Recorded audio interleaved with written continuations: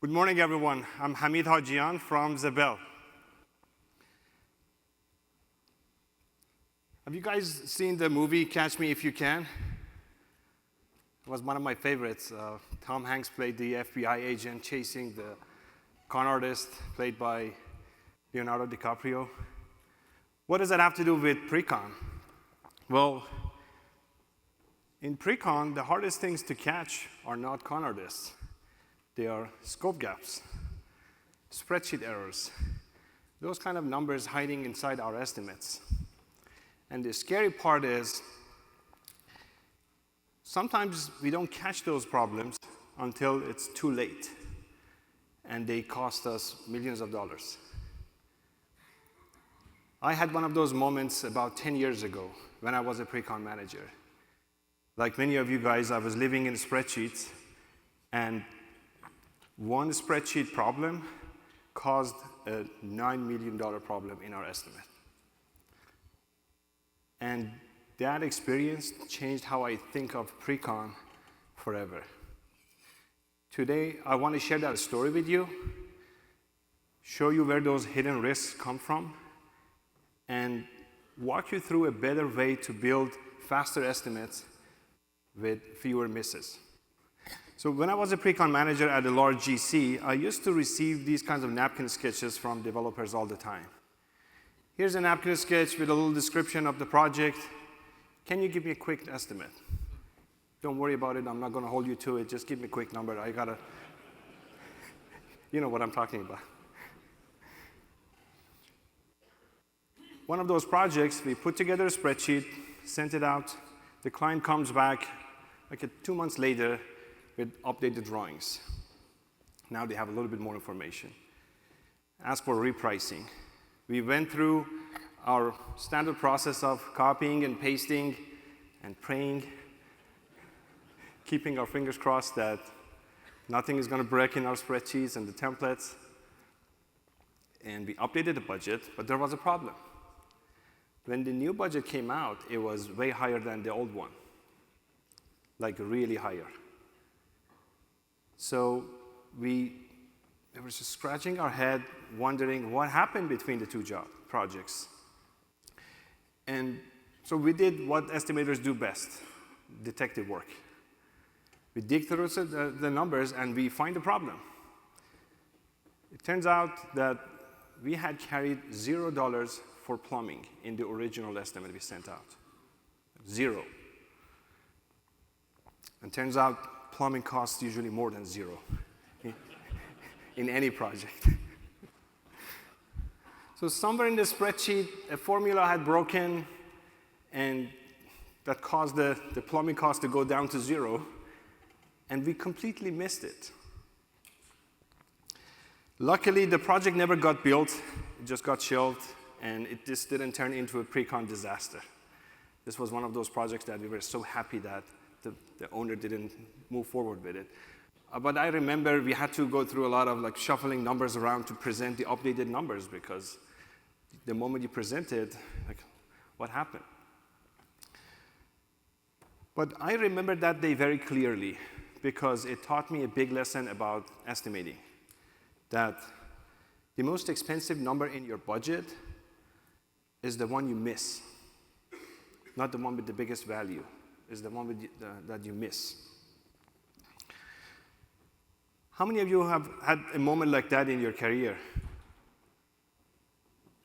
Right? We all share those kind of moments. Sometimes it's a scope gap problem, sometimes it's a formula error.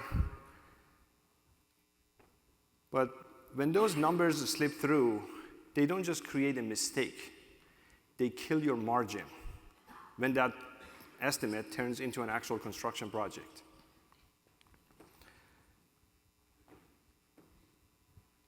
So in pre-con, margin rarely dies because of one big mistake. It usually dies from a series of small errors hiding inside our estimates, like death by 1,000 paper cuts. That's usually how it happens. It's not just one big mistake. It's usually a series of small ones. And those things are very good at hiding in our estimates. So if margin is the victim, we should probably figure out who the suspects are. Scope gaps are the classic ones. Something that lives between traits, between specs, between assumptions. No one owns them until construction starts. They may seem like a small crack in pre-con, but they turn into Grand Canyon in construction. Next one is an expensive one, formula errors. Every pre-con team has one spreadsheet template with clear instructions. Do not touch the template. We all have one of those, right? You know what I'm talking about. It's been evolving for years in the company. No one really knows how it works exactly anymore, but just everyone uses it. That's how it's been done forever. And if the estimator who built that template leaves the company, that spreadsheet retires too. And this is very common. I remember building out a lot of these kinds of formulas myself, and sometimes I look back at those formulas, and I couldn't really understand my own formulas. Years later down the road, I had to kind of relearn all of those things. This is one of my favorite ones, the version control. When you open up your budget folder, what do you see? There's an Excel file, some version of budget or estimate. Oh, there is revision 2. And I'm sure you all have a final one. And even better, approved final. But here's the biggest one. Do not delete. Sometimes there's another one, underscore, including plumbing budget bust. So if pre-con is not challenging enough, we also have to remember which one is the right one. This is one of the more complicated suspects that kills the margin. Where does your estimate, where does your data actually live? You may have all of your historical data in a bunch of spreadsheets scattered like confettis, and then you have a budget in one spreadsheet, which may have a bunch of bid tabs. You may have a separate workbook for all of your bid tabs. Half of your bids are coming through your bidding platform, and then the most important numbers are hiding in an attachment in your email inbox. So on a bid day, the estimator's job is to coordinate between spreadsheets, software, email, and whatever they're keeping in their head. In other words, the estimating system is basically the estimator's brain. And that's what happens on a bid day, just poof. So these problems are really common across different companies, and I've been guilty of a lot of these problems myself. So how can you fix this problem? These problems don't happen because estimators don't know what they're doing. They happen because we have been trying to run complex pre-con processes on tools that were never designed for them. So the question is, how can you fix this for your pre-con team? The first solution that usually comes to mind is, let's build another spreadsheet, another dashboard, another tab. How many tabs do you have in your template? 5, 10, 15? And every new pre-con member that joins the team just adds another one. Here's how I've been doing in my old company. Let's just do it this way. But usually throwing in another spreadsheet to the mix makes things worse. It doesn't make things easier. So now let's close our eyes and imagine a better world. Please close your eyes, please. Seriously. What if instead of stitching together software and spreadsheets and email, pre-con could live on just one integrated platform? What if instead of unorganized data flowing through a bunch of manual workflows, we had organized data flowing through automated workflows seamlessly? Now you can open up your eyes. So daydreaming is over. Let's get real. How can you fix this? I embarked on this journey about 10 years ago, and here's what I've learned. Follow these 5 steps of pursuit of happiness in Precon. Start with data. Clean up your historical data, organize it, standardize it. Then go towards your workflows, automate your estimating workflows. Integrate with external systems that tie into your estimating processes. Layer in market data for benchmarking. And last step, use AI for further automation and catching those mistakes. I'm going to walk you through these steps in more detail, but notice AI is the last step, not the first step.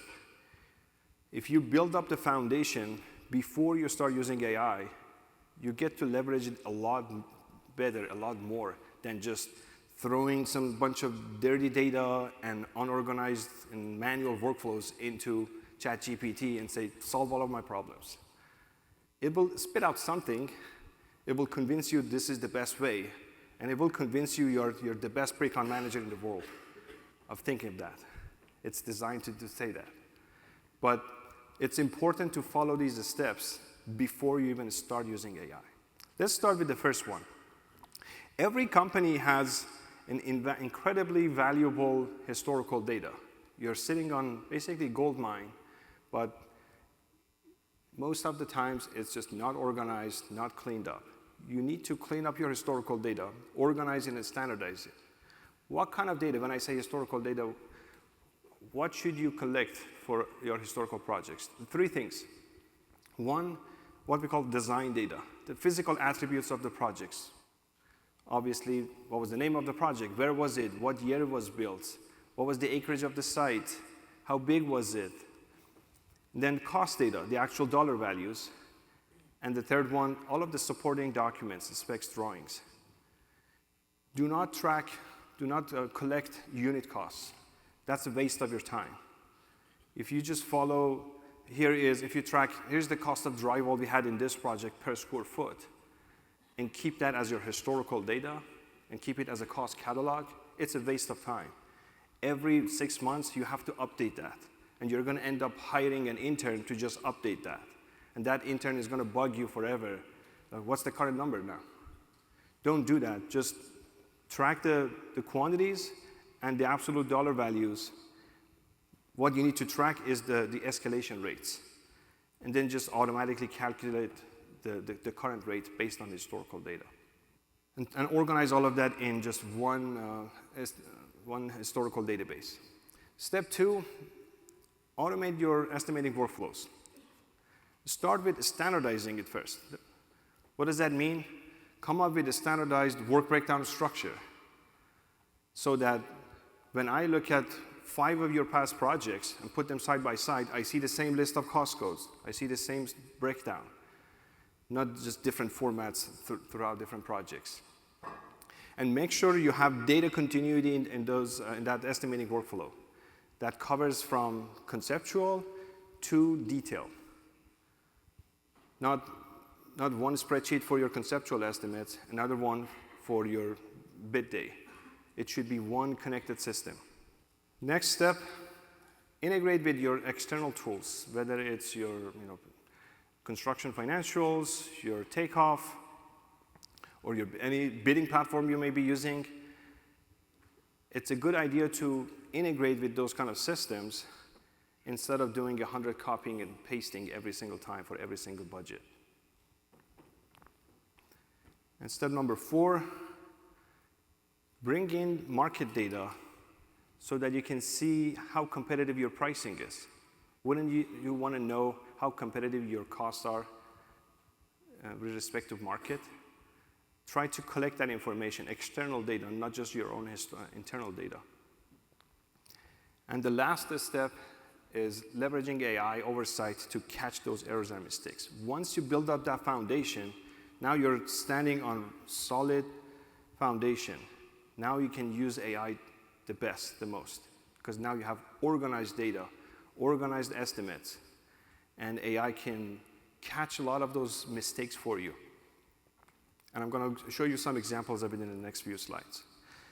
Well, you may look at this big picture and say, this is going to take a lot of time, it will cost a lot of money, and it takes a lot of resources to build such a system. And you're right. If you want to build it, you're going to need dedicated IT and software engineering resources. It will take you years and cost you hundreds of thousands of dollars, if not millions, if you want to really perfect it. But the good news is we have built all of that package at Zebel, so you don't have to. You can get up and running in weeks, no IT involvements, you don't need any engineering resources on your side, and it will cost you a fraction of what it would have cost you to build it internally. So let me show you a few examples of Catch Me If You Can with Tito, the world's first Precon AI agent. So Tito can do different things for you. It can do some benchmarking of your current estimate against the comparable projects. You can run some cost analysis, extract insights from your budget, and identify risks in your bid. Let's go through a few examples. In this example, we ran Tito on one of our budgets in the software. And here's an example. It flagged a potential $297,000 scope gap in framing for this project. Another example here, it noticed the parking cost for this budget is making up about 18% of the total cost.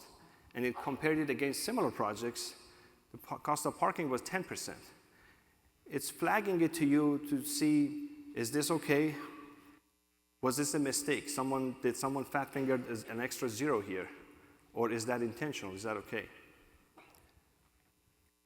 Another example here, it looked at specifically framing bids from two framing companies, Davis Framing and Johnson Framing. And it looked into the details. It looked up at the hardware. The cost of hardware is about, in the estimate, is about 8%. And those two guys are at about 8 and 5%. It's picking up Johnson's Framing percentage is a little bit low. And this is just one bid package. You have tens of these bid packages, and it's so easy to not catch these kind of things. This is one of my favorite ones, like the tracking budget evolution. When you submit a budget to an owner, and they come back with updated drawings months later, and you give them an updated drawing, updated pricing, what's the first thing they do? They compare it against the original number, the previous number you gave them. And they're going to come up with a million questions and try to poke holes in it and see why the budget went up the way it went up. Wouldn't it be better to just preempt those questions and just answer those questions before even they answer you? So when you deliver the estimate, you also deliver a report that says, here's how this DD budget changed from the SD version. And here's all of the cost drivers. Here's why it changed the way it changed. And automatically having that kind of a report built in and produce that intelligence. And not just crunching numbers and delivering it. So you may ask, so why do I want to use Tito? Why not just uploading my spreadsheet to ChatGPT or Claude and ask all of these questions of ChatGPT? There are a number of good reasons you do not want to use ChatGPT for that. The most important one is data privacy. When your employees upload your files to ChatGPT on their individual accounts, you are technically giving up all of your information to OpenAI with no privacy or protection whatsoever. But everything stays private in your account with Tito. Number two is Tito is integrated with your data, with your database. All of the reports it gives you, it's based on your data. No web lookup, no hallucination. And number three is it's all integrated into your estimating workflow. It already has access to your estimates and everything. It's not a separate tool. It's all one integrated place. Our customers across North America are reporting they're delivering 78% more estimates with the same team. It's like, that means almost doubling your pre-con throughput. Imagine doubling your bidding capacity for less than the cost of one more pre-con manager's salary. If your pre-con looks like the left-hand side, you're competing at yesterday's speed. The future is integrated from concept to GMP, one connected workflow, and problems are found before they become losses. So catch me if you can at our booth. I'm going to make you a budget you can't refuse. Thank you very much.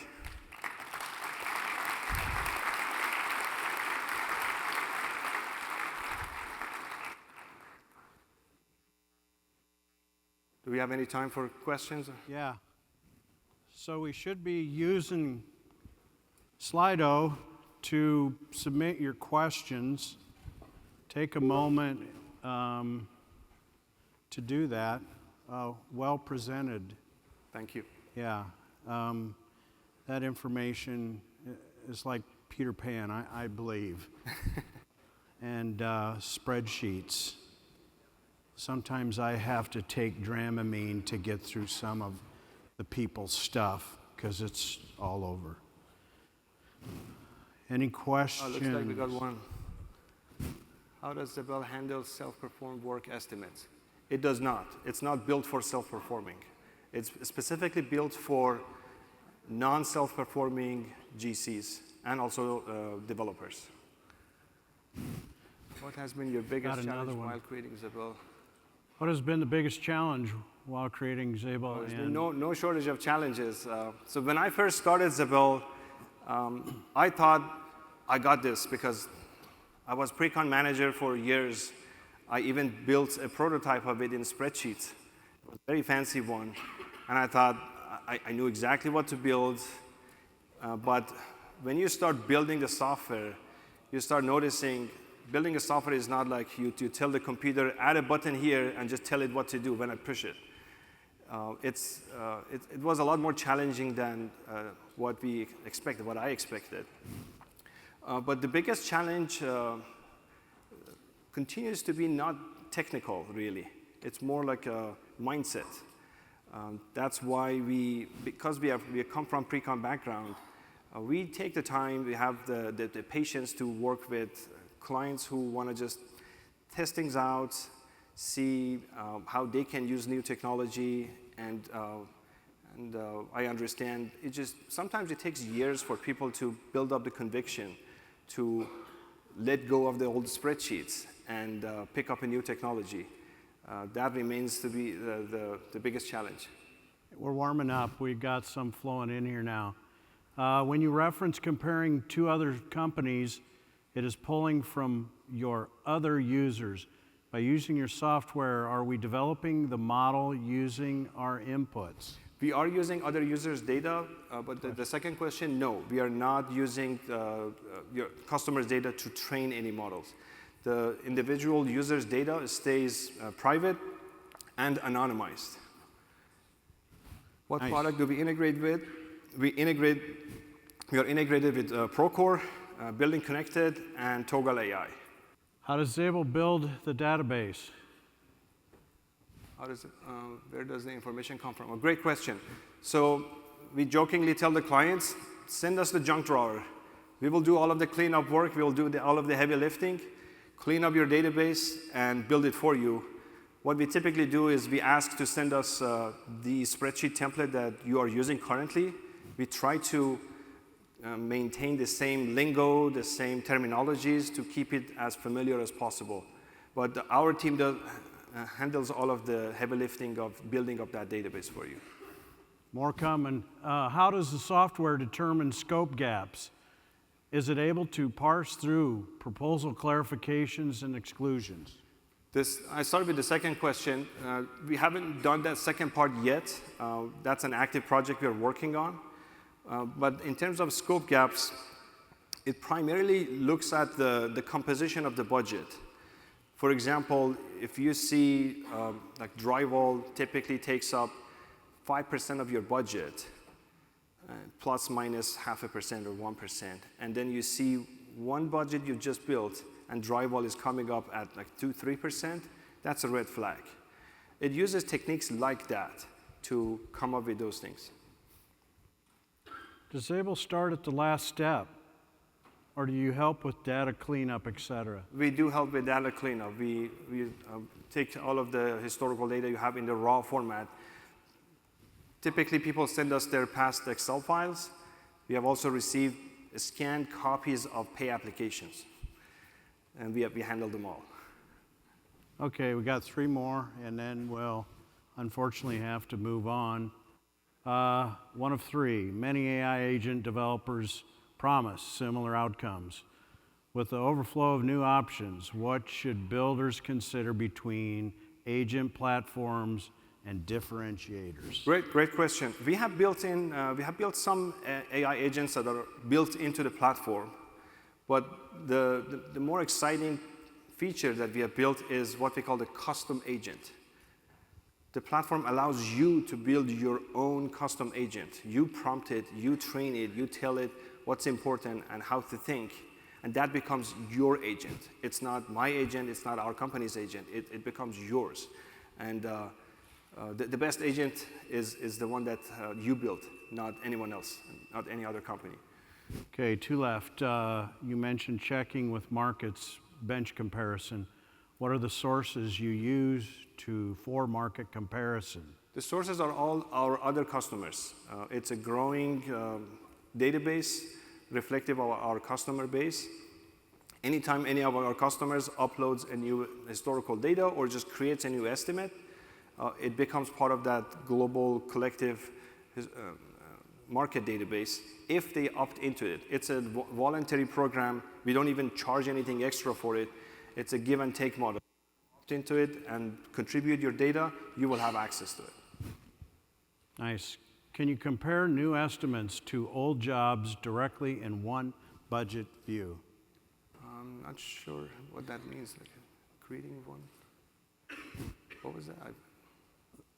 Then the last one, does Zebel interface with Salesforce? No, it does not. Okay, that's great stuff out there. Keep them coming all day long tomorrow as well. Hamid, thank you so much. Thank you. Thank you.